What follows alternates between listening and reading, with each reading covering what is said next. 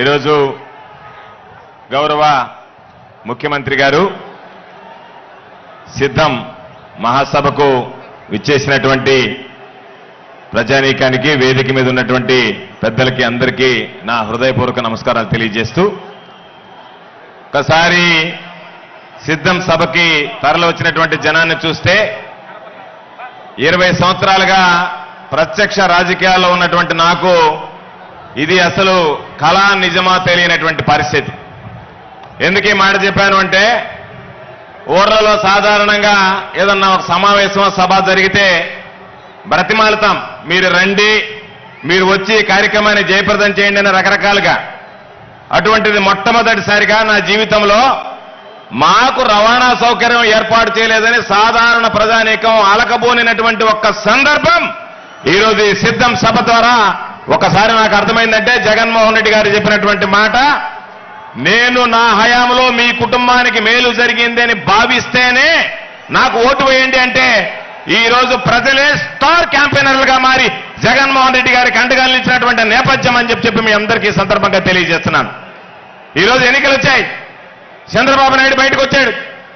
సాధారణంగా మనం చూస్తాం పగటి వేషగాళ్లు ఏదో సంవత్సరానికి ఒకసారి బయటకు వచ్చి 4 పద్యాలు మాటలో చెప్పి చందాలు దండుకుని వెళ్ళిపోయేటువంటి విధంగా ఈరోజు మరలా చంద్రబాబు నాయుడు గారు బయటకు వచ్చాడు.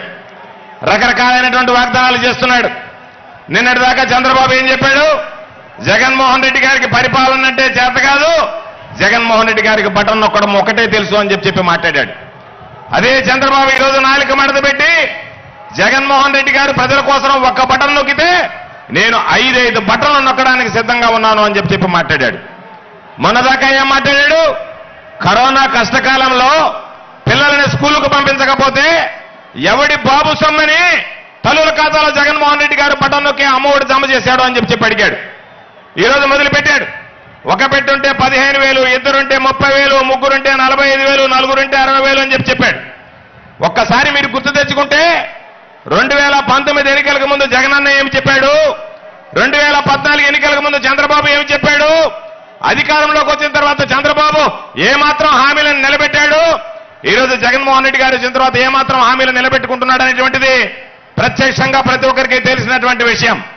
2014 ఎన్నికలకు ముందు చంద్రబాబు నాయుడు గారు నేను రైతు భరోసా ఇస్తా, రైతుకు సంబంధించి రుణమాఫీ చేస్తానని అధికారంలోకి వచ్చి 87,000 కోట్ల రూపాయల అసలు, 24,000 కోట్ల రూపాయల వడ్డీ, 1,11,000 కోట్ల రూపాయల రుణమాఫీ చేస్తానని చెప్పి అధికారంలోకి వచ్చి మొట్టమొదటి సంతకం రుణమాఫీ మీద పెడతాను అని చెప్పి మొట్టమొదటి సంతకం రుణమాఫీ ఎగ్గొట్టడానికి కోటయ్య కమిటీని వేసి రైతులను ఏ విధంగా మోసం చేయాలనేటువంటి ఆలోచన చేస్తే జగన్మోహన్ రెడ్డి గారు అధికారంలోకి వస్తే వైఎస్ఆర్ రైతు భరోసా కింద 4 విడతల్లో ఒక్కొక్క రైతుకి 12,500 లెక్కన 50,000 రూపాయలు అందిస్తానని మాట ఇచ్చి చెప్పిన దానికన్నా మిన్నగా 12,500 13,500కు పెంచి 4 విడతలను 5 విడతలకు పొడిగించి 50,000 ఇస్తానని చెప్పినటువంటి ముఖ్యమంత్రి 67,500 రూపాయలు ఈరోజు రైతుల ఖాతాలో జమ చేయడం జరిగింది అని చెప్పి మీ అందరికీ తెలియజేస్తున్నాను.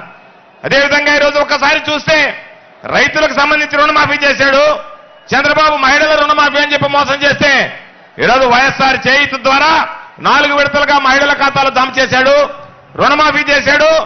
చంద్రబాబు నాయుడు రైతు రుణమాఫీ చేయకుండా, మహిళల రుణమాఫీ చేయకుండా ఎన్నికల దగ్గరకు వచ్చే చంద్రబాబు నాయుడు బంగాళాఖాతంలో కలిపితే ఈ రోజు చంద్రబాబు నాయుడు ఇచ్చినటువంటి హామీలకు భిన్నంగా జగన్మోహన్ రెడ్డి గారు ఏదైతే హామీలు ఇచ్చాడో ఇచ్చినటువంటి ప్రతి హామీని నిలబెట్టుకొని మీకు ఇచ్చినటువంటి హామీని నిలబెట్టుకుంటున్నా మీరు ఆశీస్సులు అందించండి అని చెప్పి రావడానికి ఈరోజు జగన్మోహన్ రెడ్డి గారు మీ మధ్యకు వస్తున్నాడు. చంద్రబాబు నాయుడు చెప్పాడు ఇంటికొక ఉద్యోగం, ఉద్యోగం లేకపోతే నిరుద్యోగ భృతి అన్నారు. పాపం 2014లో అధికారంలోకి వచ్చిన తర్వాత అందరూ అనుకున్నారు ఇంటికొక ఉద్యోగం అంటే మన ఇంటికొక ఉద్యోగం అనుకున్నారు. చంద్రబాబు అధికారంలోకి వచ్చిన తర్వాత నేను చెప్పినటువంటిది ఇంటికొక ఉద్యోగం అంటే మీ ఇంటికొక ఉద్యోగం అని కాదు, నా ఇంటికొక ఉద్యోగం అని కొడుకు లోకేష్ బాబుకు 2 ఉద్యోగాలు ఇచ్చాడు. శాసనమండలి సభ్యుడిగా ఇచ్చాడు, మంత్రిగా ఇచ్చాడు. ఆ తర్వాత పాపం ఈ రోజు ఆయన కలలు కంటున్నాడు ఏమని, భావి ముఖ్యమంత్రిగా నా బిడ్డ ఉండాలి లోకేష్ అని చెప్పి. ఆ పిల్లవాడి ఈ మధ్య చెప్పాడు, సామెత ఉంది కదా, ఆవు చేలో మేస్తే దూడ గట్టిన మేస్తుందా అని చెప్పి ఈ మధ్య చెప్పాడు. చంద్రబాబు నాయుడు ఏమో ఒక్కొక్కరికి సంవత్సరానికి 15,000 అమ్మఒడి ఇస్తానంటే ఆ పిల్లవాడు చెప్పాడు నలుగురికి మామూలుగా ప్రతి నెలకి 3 గల పిల్లలుంటే ముగ్గురికి 15,000 రూపాయలు చొప్పున 90,000 రూపాయలు వేస్తానని చెప్పాడు. నేను ఎప్పుడో చూసుకున్నాను 3 15 45 3 15 90 అని చెప్పి చూసుకుంటే 3 15 45 కానీ 3 15 90,000 నెలకేస్తాను అంటే ఏదో ఒక విధంగా గాలి మాటలు చెప్పి వెళ్ళిపోవాలనేటువంటి ఆలోచన తప్ప ఎక్కడా లేదు. కాబట్టి ఈరోజు చెప్పినటువంటి ప్రతి హామీ ఈరోజు ఆంధ్ర రాష్ట్ర చరిత్రలో నిజంగా ఒక సువర్ణాధ్యాయం. ఎందుకంటే ఈరోజు సిద్ధం సభకు జనం వస్తున్నారు, జగన్మోహన్ రెడ్డి గారిని ఆశీస్సులు అందిస్తున్నారు. చంద్రబాబు నాయుడు రా కదలరా అని పిలిస్తే పోండి వెదిలి వెళ్ళిపోండి అని చెప్పి జనం చంద్రబాబు నాయుడు ముఖం చూడడానికి కూడా ఇష్టపడినటువంటి పరిస్థితి లేదు.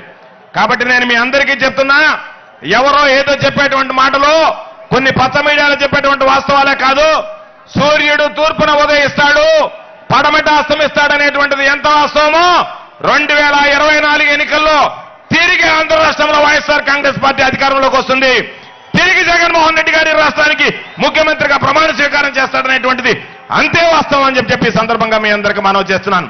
కాబట్టి ఇచ్చినటువంటి ప్రతి మాటకి కట్టుబడి, చేసినటువంటి ప్రతి వాగ్దానానికి నిలబడి, ప్రజల మనిషిగా, రైతు పక్షపాతిగా, మహిళల పక్షపాతిగా, అన్ని వర్గాల ప్రజలకు సంబంధించి, అన్ని వయసులకు సంబంధించి ఎక్కడెక్కడ ప్రజలకు అండగా నిలవాలనేటువంటి దాని మీద ఇచ్చినటువంటి ప్రతి హామీ నిలబెట్టుకుంటే ఈరోజు మనం సిద్ధమన్నాం, మనం పిడికిలి బిగించాం. అదే దాన్ని కాపీ కొట్టి ఈరోజు సంసిద్ధం అని చెప్పి చంద్రబాబు నాయుడు గారు మాట్లాడుతున్నాడు. అంటే మనం సిద్ధము అంటే జగనన్న మరోసారి మీ సేవకు సిద్ధం అని చెప్పి వస్తున్నాడు. చంద్రబాబు నాయుడు మరోసారి 2014 ఎన్నికలకు ముందు నేను ఏ విధంగా హామీలు ఇచ్చి మిమ్మల్ని మోసం చేశానో ఆ హామీలు మరొకసారి ఇచ్చి మిమ్మల్ని మోసం చేయడానికి నేను సంసిద్ధంగా ఉన్నాను అని చెప్పి వచ్చేటువంటి సందర్భం అని చెప్పి మీ అందరికీ సందర్భంగా తెలియజేస్తూ, రేపు జరిగేటువంటి ఎన్నికల్లో ఏదైతే మన స్లోగన్ ఉందో వై నాట్ 175 ఖచ్చితంగా నేను మరలా చెప్తున్నా, కుప్పంలో కూడా వైఎస్ఆర్ కాంగ్రెస్ పార్టీ విజయం సాధించడం ఖాయం. ఎందుకంటే చంద్రబాబు నాయుడు సొంత ఊరిలో పోటీ చేయలేనటువంటి వాడు. చంద్రబాబు నాయుడిది నారావారిపల్లి చంద్రగిరి నియోజకవర్గం. చంద్రగిరి నియోజకవర్గంలో సొంత ఊర్లో సొంత గ్రామం ఉండేటువంటి వారిలో జన్మభూమిలో పోటీ చేయలేక వెళ్ళిపోయినటువంటి చంద్రబాబు ఈరోజు కుప్పం వెళ్ళాడు. కుప్పంలో సమగ్రంగా ఎవరు దృష్టి పెట్టలే. ఈరోజు జగనన్న కుప్పం అభివృద్ధి మీద దృష్టి పెట్టాడు. ఖచ్చితంగా ఈ రోజు మీరు అందరూ ఆలోచన చేయాల్సింది, మనం అందరూ ఆలోచన చేయాల్సింది 175 మంది శాసనసభ్యుల్ని, 25 మంది పార్లమెంట్ సభ్యుల్ని రాబోయేటువంటి 40 రోజుల్లో పూర్తయ్యేటువంటి ఎన్నికల్లో ప్రతి ఒక్కరం సిద్ధం అని చెప్పి ముందుకు వెళ్లి జగనన్నకి సంపూర్ణమైనటువంటి ఆశీస్సులు అందించేటువంటి విధంగా అందరూ కలిసి పనిచేయండి. చేయి కలిపి జగనన్న విజయమే జయంగా మరలా జగనన్న ఆంధ్ర రాష్ట్ర ప్రజానీకానికి సేవలు అందించేటువంటి విధంగా అందరూ కలిసి పనిచేసి జగనన్నని మరలా తిరిగి ముఖ్యమంత్రిని చేసుకుందామని చెప్పి ఈ సందర్భంగా మీ అందరికీ మనవి చేస్తూ, పెద్ద ఎత్తున విచ్చేసినటువంటి ప్రతి ఒక్కరికి పేరు పేరున చేతులు జోడించి హృదయపూర్వకమైనటువంటి ధన్యవాదాలు తెలియజేసుకుంటూ మీ అందరి దగ్గర సెలవు తీసుకుంటున్నా. జై హింద్, జై జగన్.